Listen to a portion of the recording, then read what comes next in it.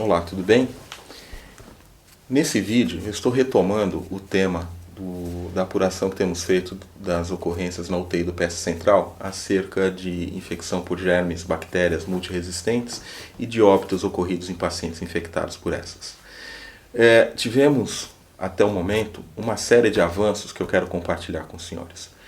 Inicialmente, gostaria de agradecer ao vereador Manuel Constantino, presidente dessa casa, que permitiu que, a despeito de uma manobra feita a partir de um pedido do prefeito para um eventual adiamento da audiência pública programada para o dia de ontem em caráter emergencial, nós realizamos uma reunião com vereadores, muitos vereadores, entidades representativas, e foi muito importante debater esse assunto. E nessa noite nós apresentamos de forma serena alguns aspectos técnicos que eu quero enfatizar com os senhores. Então, inicialmente, mostrar aos senhores que, através de uma portaria do Ministério da Saúde, a portaria 2616, de 12 de maio de 98, é importante que todos os locais onde se prestam assistência à saúde tenham um programa de controle de infecção hospitalar que é de uma maneira sistemática para reduzir ao mínimo possível a incidência e gravidade das infecções hospitalares. Pelo que hoje diz, inclusive no jornal A Tribuna, o secretário de Saúde, pelo que nos informaram os profissionais que trabalham naquela unidade, esta comissão, embora exista na secretaria, até como a gente sabe, ela não está operacional, porque não havia nenhuma pessoa que fosse até aquela unidade coletar dados, capturar ativamente possíveis quadros de infecção. E aí, voltando à nossa apresentação, a gente vê que o principal componente do ponto de vista de diagnóstico é a vigilância epidemiológica, que tem que ser ativa, sistemática e contínua, para que a gente possa oportunamente fazer as ações de prevenção e controle de eventuais infecções hospitalares. Na ausência, pelo que nos foi reportado e pelo que a gente vê do dia a dia daquela unidade, de um profissional dedicado a esta função, isso aqui é impossível de ser feito. Por isso que a gente está vivendo esse episódio, que é um episódio popularmente dito de colocar a tranca com a porta arrombada. Ou seja, depois que acontece é que a gente está vendo as não conformidades. Isso é muito sério e eu quero enfatizar, contraria uma legislação federal. Indo adiante, a gente tem que ter um outro dado, que é estabelecer as taxas endêmicas de infecções relacionadas à assistência à saúde, que identificar surtos, pesquisar casos de doenças específicas, por exemplo, com bactérias multiresistentes, né? E garantir a conformidade com os regulamentos e leis federais, estaduais e municipais. Mais uma vez, pelo que a gente pôde ver na unidade, pelo que a gente pôde, conversando com as pessoas, ver, isso também não é feito. Tanto é que o próprio secretário hoje, na sua entrevista no jornal A Tribuna, ele diz que ele não consegue afirmar se há um surto ou não há um surto, e não consegue mesmo, porque ele não tem a série histórica para falar se houve um aumento, não houve aumento, quantos casos foram detectados, porque esses dois foram vistos, e os que não foram detectados ou reportados anteriormente. Então, realmente, é uma situação muito complexa.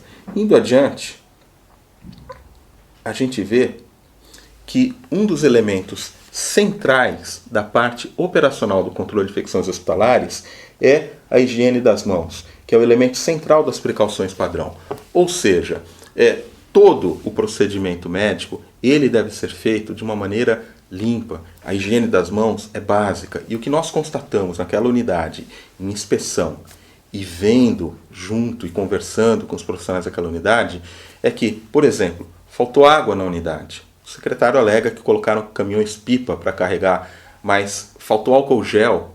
E aí a gente entra num outro problema, que o álcool gel, que é aquele gel que todo mundo usa para fazer uma higiene das mãos de vez em quando, as pessoas às vezes até têm um pequenininho, ele não é uma mera liberalidade. Ele é disciplinado por uma RDC, que torna obrigatório em postos de assistência e tratamento, salas de triagem, unidades de urgência e emergência e nas UTIs, que é exatamente o que nós estamos falando. Então, quando estive para apurar a denúncia pela primeira vez, no dia 12 de agosto de 2015, na unidade, nós observamos apenas um posto de álcool gel, um dispenser de álcool gel que ficava no posto de enfermagem, e isto era evidentemente insuficiente para que se realizasse a higiene. E a lei prevê que esses dispensers estejam em quantidade suficiente em vários locais para que dê oportunidade para o profissional realizar a higiene das mãos de uma maneira correta. Indo adiante, a gente vê aqui que é necessário que tenhamos o uso de equipamentos de proteção individual, que são aventais descartáveis e luvas, para que as pessoas não façam a infecção cruzada. Além disso, a gente tem que ter termômetros de uso único, estetoscópios de uso único que sejam bem higienizados, aparelhos de medir pressão, todos os equipamentos muito importantes. E continuando na apresentação, nós vemos que em relação a antimicrobianos, aqui exemplificados como ATM, é necessário que tenhamos auditoria, formulários, bulários e que a gente tenha suporte e liderança, quem discuta essa condição. E uma das coisas que, lamentavelmente, conversando com os profissionais da unidade, vendo e que o próprio secretário reconhece na sua entrevista ao jornal A Tribuna de hoje, é que ele não tem no estoque o antimicrobiano, que ele não saberia exatamente qual é a rotina, como fazer, e estava colocado num dos prontuários exatamente isso, a falta do antimicrobiano necessário para tratar essa infecção. Eu vou adiante e vou mostrar para os senhores que, além de a gente fazer a higiene das mãos, é importante fazer o controle ambiental das superfícies e equipamentos. Então a gente tem que ter um plano de higienização da unidade hospitalar muito bem feito. Tem que ter treinamento das profissionais ou dos profissionais que fazem essa higiene, ela tem que ser em todo o ambiente, tem que usar produtos de qualidade, e não pode ser feito simplesmente por um faxineiro sem nenhum tipo de treinamento, um profissional de higienização sem nenhum tipo de treinamento, e inclusive com produtos que eventualmente não tenham as especificações necessárias para matar bactérias multiresistentes. Essas informações também são necessárias de se apurar.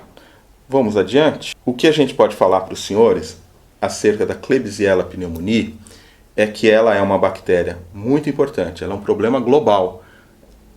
A Klebsiella pneumoniae, produtora dessa enzima carbapenase conhecida como KPC, é uma bactéria de muita complexidade terapêutica e ela está presente no mundo todo. Em Santos nós já temos, em São Paulo nós temos, no Brasil inteiro e no mundo inteiro nós temos.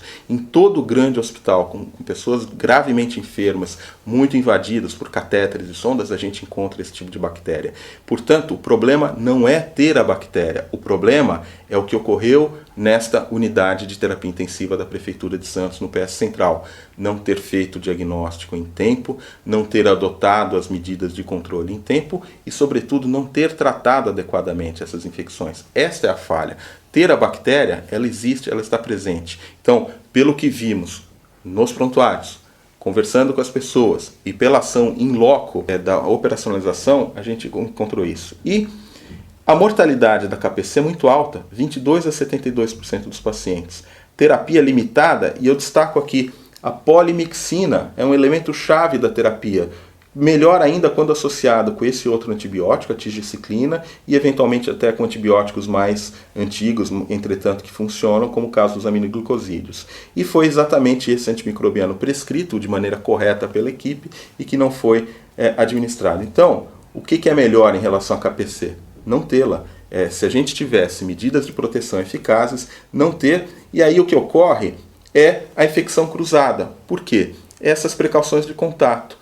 Todo paciente com suspeita ou diagnóstico, ou quando tem o desenvolvimento clínico, o melhor mesmo é, na suspeita já, ele deve estar em precauções de contato. Todo mundo que lidar com ele tem que fazer uma higienização das mãos, colocar avental, colocar luva e descartar após, além de usar utensílios de uso exclusivo para aquele paciente, como estetoscópio, termômetro, aparelho de pressão.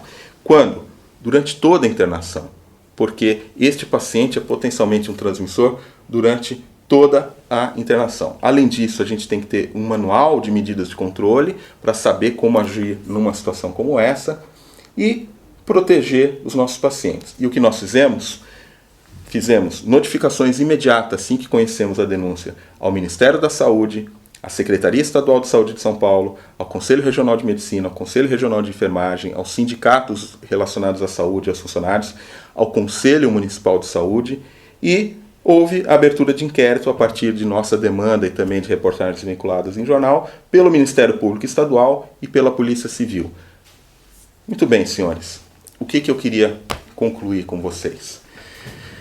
Dentro das notificações que nós fizemos, uma das primeiras medidas que nós colocamos foi a solicitação para que a UTI do PS Central fosse fechada, não admitisse novos pacientes, fosse realizada a remoção daqueles pacientes que pudessem ser removidos e fosse feita uma limpeza terminal em paralelo à correção de todas as não conformidades.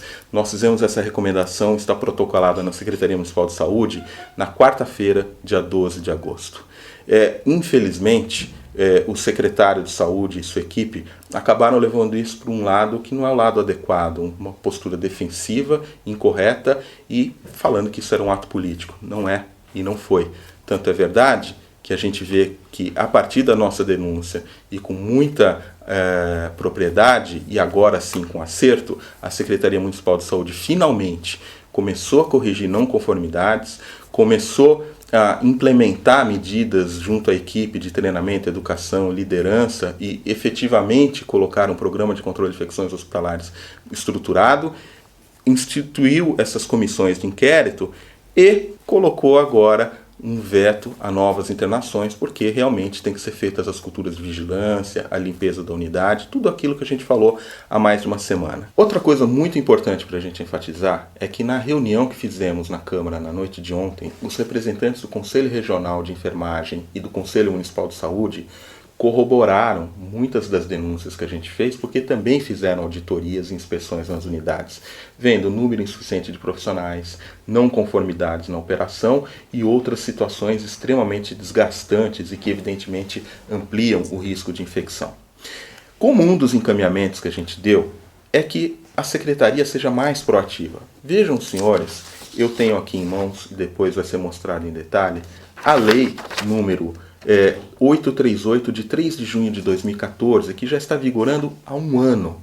Esta lei prevê que todos os hospitais privados da cidade de Santos deixem em área de grande circulação e em linguagem leiga uma série de informações acerca dos seus desfechos dos pacientes internados, inclusive a taxa de infecção hospitalar e a taxa de infecção hospitalar por componente, ou seja, a UTI tem uma taxa específica, incluindo a mortalidade. Eu fiz um requerimento, também está aqui, e tive uma resposta pífia da Prefeitura. Por quê? Passados um ano da vigência dessa lei, eu perguntava quem fiscaliza o cumprimento desta lei. E a resposta é que eles simplesmente não fiscalizam. Ou seja, às vezes a gente tem leis que têm mérito, como por exemplo essa do lixo na rua, e que faz um grande alarde, monta-se forças-tarefas para fiscalizar, e uma lei como essa, que pode salvar vidas, ela é simplesmente negligenciada pela Prefeitura de Santos. Isso é muito grave. Entretanto, tiramos o encaminhamento. Não sei se você sabe, mas o vereador não pode legislar sobre o que é do município no sentido de gerar despesa. Então esta lei ela é apenas para os hospitais particulares, porque eu não posso, eu sou o autor da lei, fazer uma lei que tivesse a mesma aplicabilidade para os hospitais públicos. E nem seria obedecida essa lei, porque a UTI, e de uma maneira geral a gente vê que a estrutura de vigilância dos próprios municipais na saúde é muito deficitária. A gente já abordou isso inclusive em audiências públicas. Mas qual é o encaminhamento que eu faço ao senhor prefeito municipal? Em respeito ao cidadão de Santos, em alinhamento com essa legislação moderna de transparência e que salva vidas, faça uma lei de sua autoria determinando que em todas as unidades de saúde do município de Santos, especialmente hospitais, maternidades, pronto-socorros, UTIs, seja fixado mensalmente os índices de infecção hospitalar, os índices de mortalidade, a taxa de ocupação, exatamente como essa lei. E dessa forma, a gente poderia ter evitado o que aconteceu agora e poderemos no futuro evitar. E sem dúvida nenhuma, vai ser um parâmetro de qualidade que eu tenho certeza que o munícipe de Santos vai reconhecer e vai poder acompanhar a melhoria que o senhor certamente pretende implementar na saúde de Santos. Então, essa é uma sugestão e uma ênfase que eu acho que é necessária dar. Gostaria também de cumprimentar a toda a mídia da nossa região, em especial aos jornalistas do Diário do Litoral, que deram em primeira mão